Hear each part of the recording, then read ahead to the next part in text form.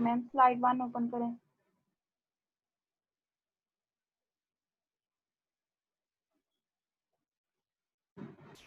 यहाँ से या आगे से? आगे से। यहाँ से। या हाँ, चैप्टर नंबर 12 है हमारा file system structure. File system structure, इसमें फाइल क्या होती है, हमारी जो फिजिकल मेमोरी के अंदर जो हमारी एक स्ट्रीम ऑफ बिट बाइट्स होती हैं जो रॉ फॉर्म में पड़ी होती है, इनको जब हम नाम इनके लेबल कर देते हैं लॉजिकल स्टोरेज के अंदर, इनको कन्वर्ट कर देते हैं तो हमारे पास कुछ पोर्शन पार्ट्स बन जाते हैं जिसको हम फाइल कहते हैं। फाइल सिस्टम स्ट्रक्चर ये लॉजिकल स्टोरेज यूनिट है, कलेक्शन ऑफ रिलेटेड इंफॉर्मेशन है। डाटा से रिलेटेड जितनी भी इंफॉर्मेशन स्टोर हो रही होती है वो इस फाइल के अंदर होती है। File system reside on secondary storage, provide user interface करता है टू स्टोरेज को, मैपिंग करता है इसके अंदर कि कौन सा ब्लॉक लॉजिक का होगा और कौन सा फिजिकल का होगा। और डिस्क को ये प्रोवाइड करता है री राइट करने के लिए और रैंडम एक्सेस करने के लिए। फाइल कंट्रोल ब्लॉक क्या होता है, ये एक स्टेट होती है ओपन फाइल को मेंटेन करने के लिए। Storage structure consisting of information about file, file के अंदर जितनी भी इंफॉर्मेशन होती है जो किसी प्रोसेस के लिए जरूरी होती है वो इसमें स्टोर हो रही होती है। डिवाइस ड्राइवर क्या होता है, ये उन डिवाइसेस को कंट्रोल कर रहा होता है जो कंप्यूटर के साथ अटैच हो रही होती है। Next,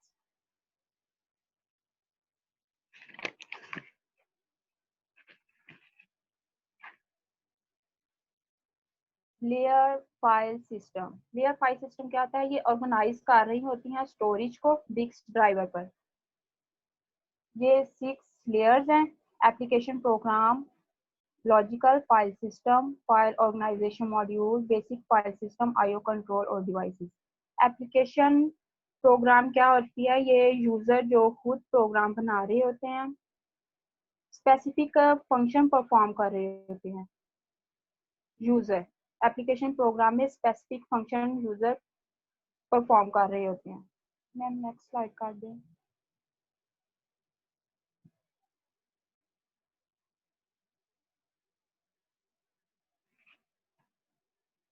device driver manage IO devices at the IO control layer, ये मैनेज करती हैं आईओ डिवाइसेस को आईओ कंट्रोल लेयर पर, कमांड देती हैं।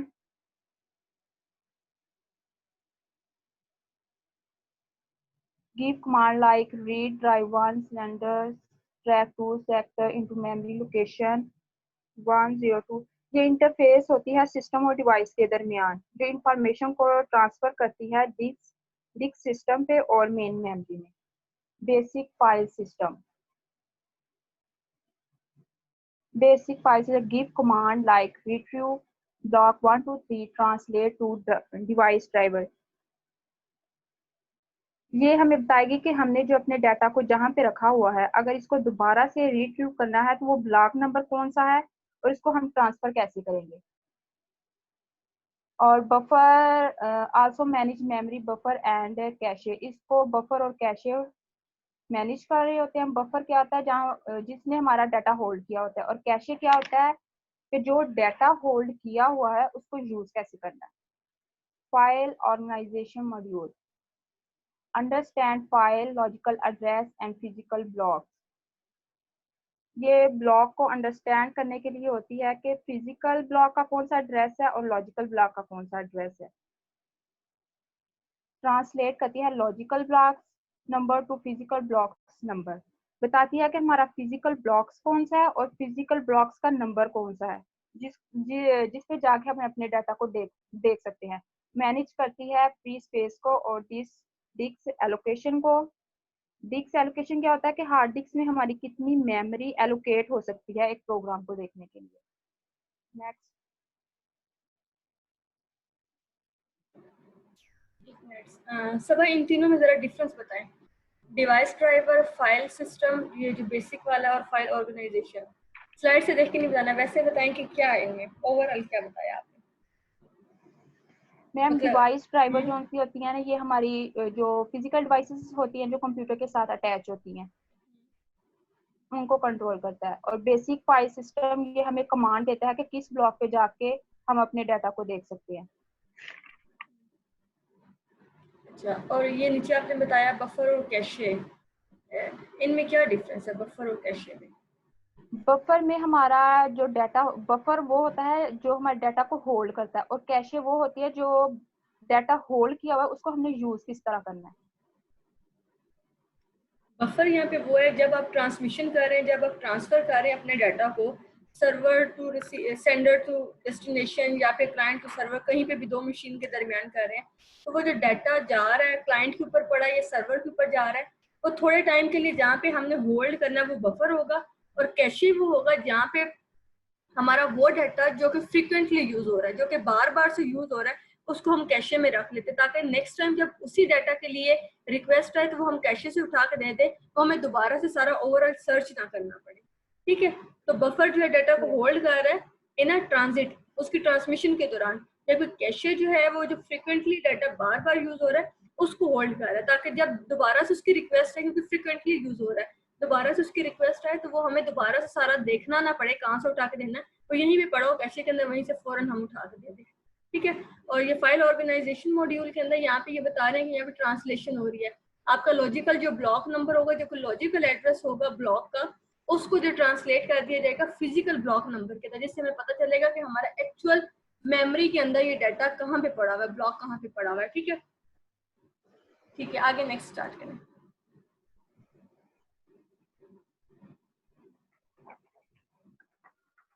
Logical file system manage Meta data information. Meta data information क्या होती है? फाइल के बारे में इंफॉर्मेशन होती है, फाइल का कंटेंट क्या है, उसका साइज क्या है, उसकी लोकेशन क्या है, ये उसको मैनेज करती है। Translate file name into file number, translate करती है फाइल नेम को फाइल नंबर में, फाइल हैंडल में। फाइल हैंडल क्या होता है? ये टेम्परेरी फाइल नेम होता है जो असाइन किया जाता है ओएस को यूज करते हुए फाइल को ओपन करने के लिए। डायरेक्टरी मैनेजमेंट होती है, इसकी प्रोटेक्शन होती है। Logical layer can be implemented by any coding method according to OS designer. Logical layers को ओएस डिजाइनर के मुताबिक किसी भी कोडिंग मेथड पे इम्प्लीमेंट किया जा सकता है। लेयरिंग यूजफुल, ये जो लॉजिकल लेयर है ये यूजफुल होती है, रिड्यूस करती है कम्प्लेक्सिटी को, जीपी को एंड रिडंडेंसी करती है, और डिक्रीज इसकी कर देती है परफॉर्मेंस को।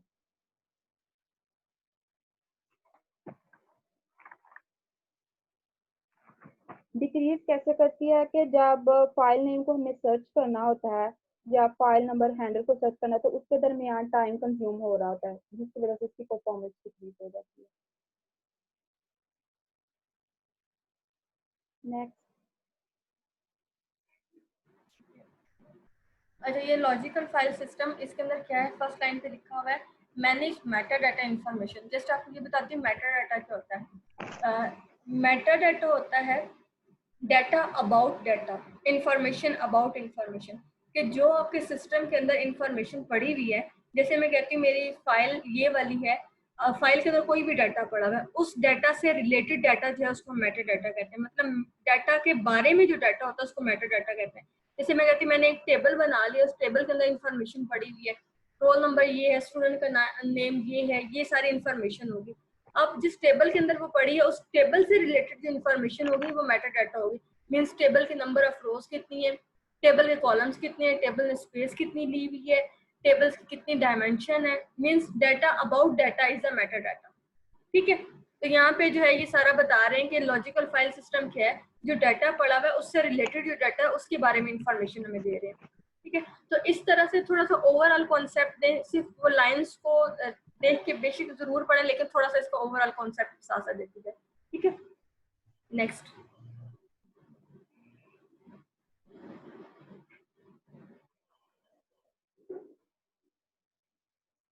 Many file systems, sometimes many within operating system, each with its own format। Her file system का अपना एक फॉर्मेट होता है, उसका सीडी रोम होता है, विंडो होती है उसकी,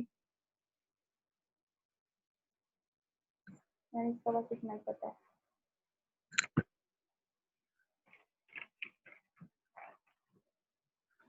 नेक्स्ट कर दूं? यस।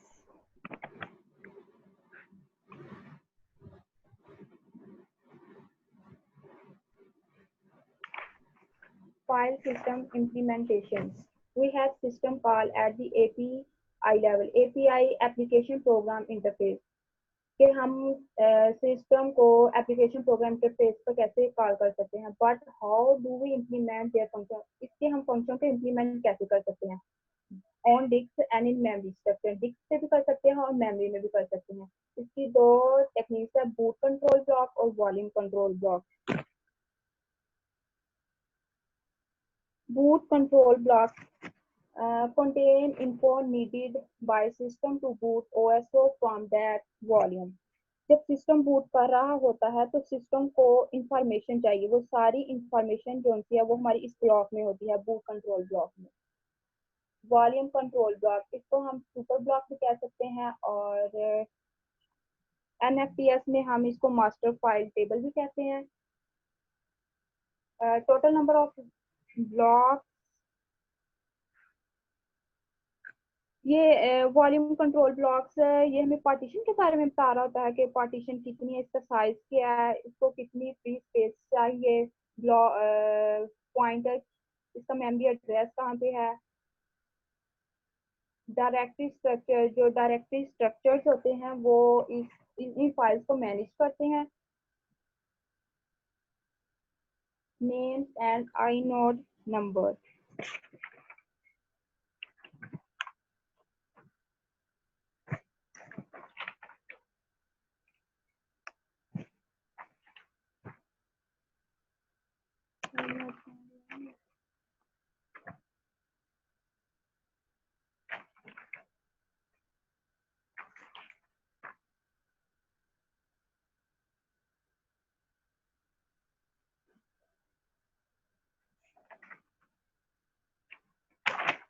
inode क्या होता है?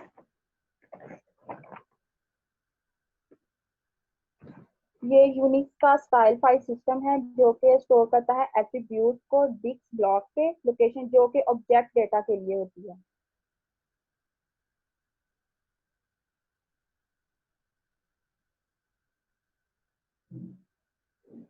Next,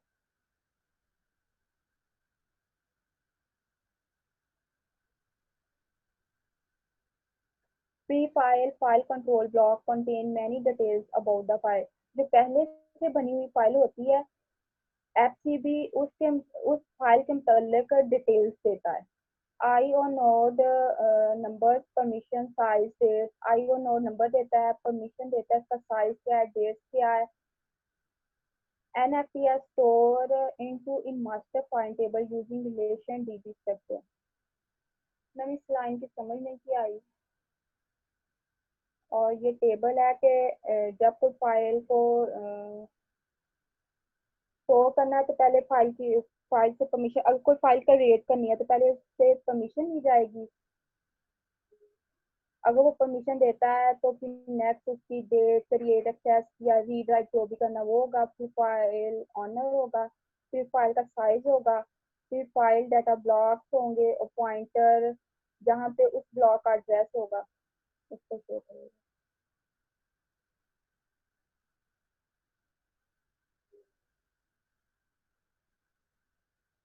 In memory file system structure, mount table storing file system mount points file system type। Mount क्या होता है? ये हमारी डायरेक्टरी होती है फाइल सिस्टम में जहाँ पर एडिशनल इंफॉर्मेशन स्टोरेज लोकेशन पे होती है। प्रोसेस होता है, प्रोसेस है जिसमें ऑपरेटिंग सिस्टम फाइल और डायरेक्टरी को बनाता है स्टोरेज डिवाइस पे, as like hardware, CD Rome.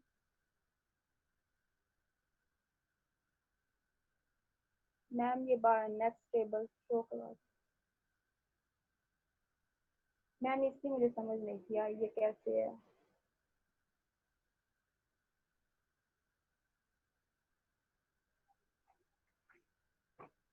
Partitioning and mounting.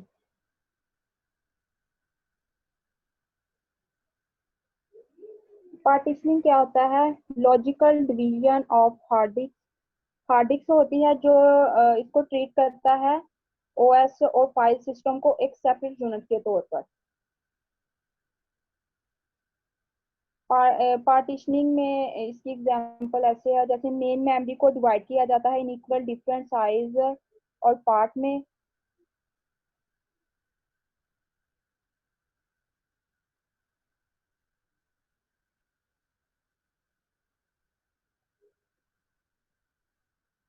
Partitioning can be volume containing file system, larger sequence of blocks with the number of files.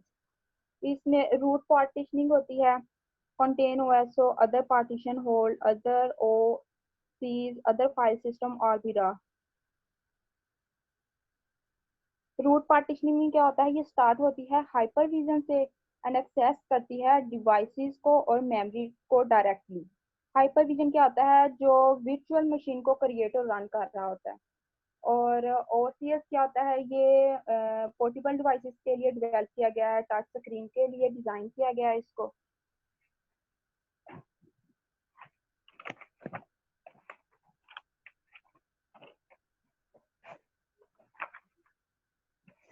Eight mount time file system consistency checked. इसमें mount time पे system check करेगा इस all Meta data correct, कि जो भी इसमें data के मतलब जो डाटा है वो करेक्ट है। अगर नहीं है तो इसको फिक्स करें और दोबारा से ट्राई करें, और अगर ठीक है तो ऐड कर दे इसमें माउंट टेबल को और एक्सेस इसकी अलाउ कर दे।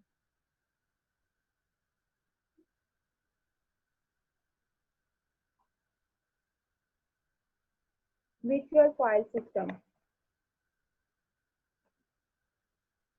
वर्चुअल ये परफॉर्म करता है interface between operating system and file system के दरमियान। Virtual file system provide an object-oriented way of implement file system. File system को implement करने के लिए object-oriented way provide करता है Unix में। VFS allow the same system call interface to be used for different type of file system. ये VFS allow करता है एक सिस्टम कॉल को, एक जो सिस्टम कॉल करते हैं उसको डिफरेंट फाइल सिस्टम के लिए हम कॉल कर सकते हैं। एक ही सिस्टम कॉल को डिफरेंट फाइल सिस्टम के लिए कॉल कर सकते हैं।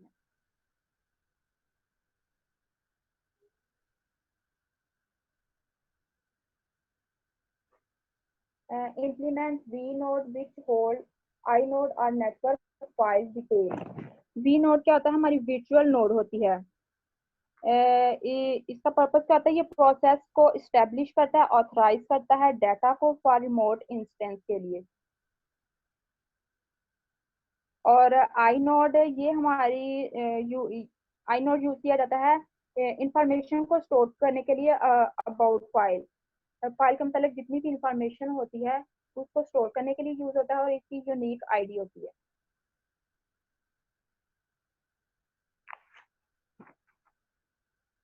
मैम नेक्स्ट कर दें।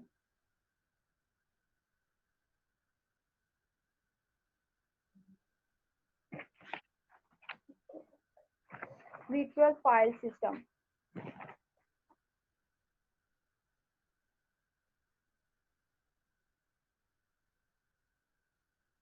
Every object has a pointer to a function table. Function table के हर ऑब्जेक्ट के लिए एक पॉइंटर होता है, उसका एक मेमोरी एड्रेस होता है जो कि बता रहा होता है कि ये वाला डाटा किस एड्रेस मेमोरी में किस एड्रेस पे पड़ा होता है। For example int open. Int open किसके लिए? इंट एक इंटीजर टाइप का डाटा है।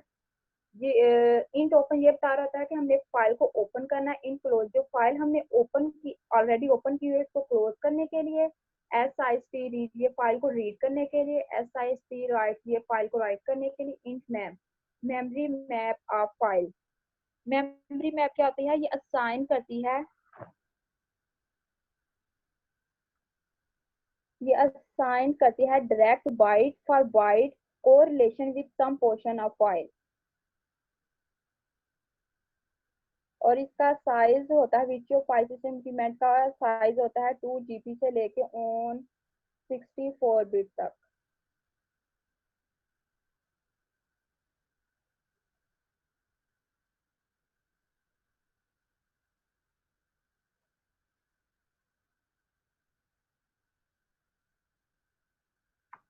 डायरेक्टरी इम्प्लीमेंटेशन, डायरेक्टरी क्या होती है? नंबर ऑफ एल्गोरिदम्स होते हैं जो हम डायरेक्टरी पर इम्प्लीमेंट करते हैं। इसमें 2 टेक्निक्स होती हैं, लीनियर लिस्ट और hash table. Linear list of names with pointer to data blocks.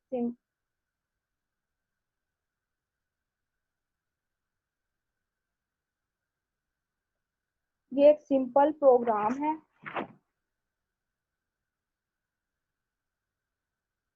जो टाइम कंज्यूम करता है, क्योंकि ये लीनियर लिस्ट है, इसमें एक के बाद एक प्रोसेस स्टार्ट हो जाए, इस वजह से ये टाइम कंज्यूमिंग है। और लीनियर सर्च टाइम, अगर कोई न्यू फाइल का क्रिएट करनी हो तो जो पहले से पर्टिकुलर डायरेक्टरी में ये सर्च करना होता है तो इस नाम की फाइल पड़ी है कि नहीं, अगर पड़ी है तो इसी नेम से दोबारा हम फाइल नहीं बनाएंगे, नेम उसका चेंज करके फिर फाइल बनाएंगे, इस वजह से ये सर्च टाइम भी लेता है। खुद की हैश टेबल,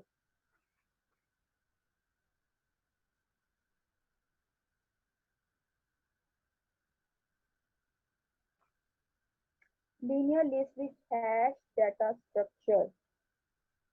हैश टेबल में ये होगा कि वो वाली वैल्यू लेगा जो कंप्यूट हुई हुई है फाइंड नेम के थ्रू, और एक पॉइंटर उसको रिटर्न कर देगा,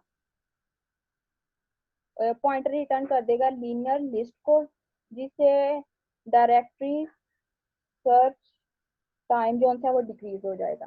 कोलिजन, कोलिजन क्या होता है कि file name has to same location, एक ही फाइल के डिफरेंट पार्ट्स है लेकिन अगर हम उनको डिफरेंट लोकेशन या एड्रेस दे देते हैं, अगर एक की है की 1 एंड की 2, इसको हैश प्रोसेस से गुजारने के बाद हैश प्रोसेस जो है हमें एड्रेस जनरेट कर देता है ए, की 1 और की 2 को एक ही एड्रेस दे देता है, तो इसको हम कहते हैं कोलिजन। अगर इसका साइज फिक्स है तो ये बेटर है, वरना ये ओवरफ्लो कर जाएगी।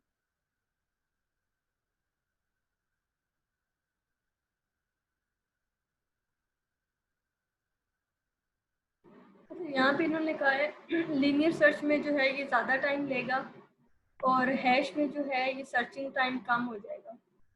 कैसे इन दोनों में होगा, ज़रा बता दें। क्या मैम पूछा आपने? कि लीनियर सर्च में आपने कहा हम लीनियरली सर्च करेंगे, एक के बाद एक स्टार्ट से लेके एंड तक सर्चिंग करेंगे, जबकि हैश टेबल के अंदर ऐसा क्या है जो डिक्रीज हो जाएगा सर्चिंग टाइम। वो कह रहे हैं ना डिक्रीज कर देंगे यहाँ पे डायरेक्टरी सर्चिंग टाइम, जबकि यहाँ पे लीनियर अगर सर्चिंग करेंगे तो ज़्यादा होगा टाइम। कैसे हैश टेबल उसको डिक्रीज करेगा सर्चिंग टाइम? लीनियर में हम उसको 1 बाय 1 सर्च करेंगे जो भी डाटा हमें चाहिए, हैश टेबल में हम उसको डायरेक्टली ले लेंगे, हम उसको 1 बाय 1 करके प्रोसेस को सर्च नहीं करेंगे।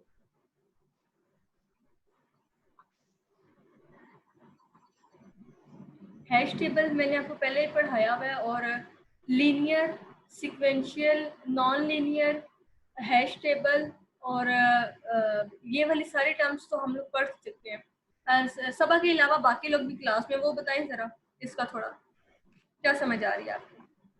मैम लीनियर लिस्ट में ये होता है कि हमारी लेट मी सपोज हमारे पास लिस्ट में 10 प्रोसेस हैं, हम प्रोसेस नंबर 5 को चलाना चाह रहे हैं, तो वो पहले से लेके 5 तक हमारा जो होगा कंट्रोल वो उसको चेक करवाएगा, इसलिए वहाँ पे टाइम लगता है। लेकिन हैश टेबल में डायरेक्टली हम उसको चला सकते हैं। हैश टेबल में जो है एक टेबल होता है, उसके अंदर फार्मूला लगा होता है, हम कोई इनपुट देते हैं, उस फार्मूला के थ्रू जो आउटपुट होती है उसके ऊपर डायरेक्टली हम चले जाते हैं, वो हमें 1 बाय 1 सर्चिंग नहीं करनी पड़ती। ठीक है, इस वजह से वो शुरू से एंड तक नहीं जाना पड़ता और जो वो सर्चिंग टाइम है वो कम हो जाता है। Yes ma'am.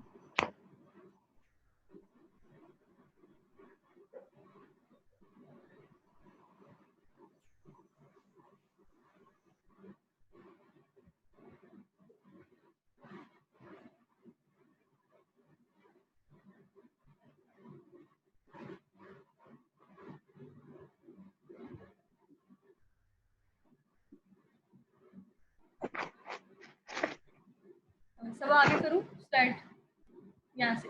मैम बस यहीं तक था। यहीं तक था लास्ट तक? अच्छा ठीक है। Yes ma'am.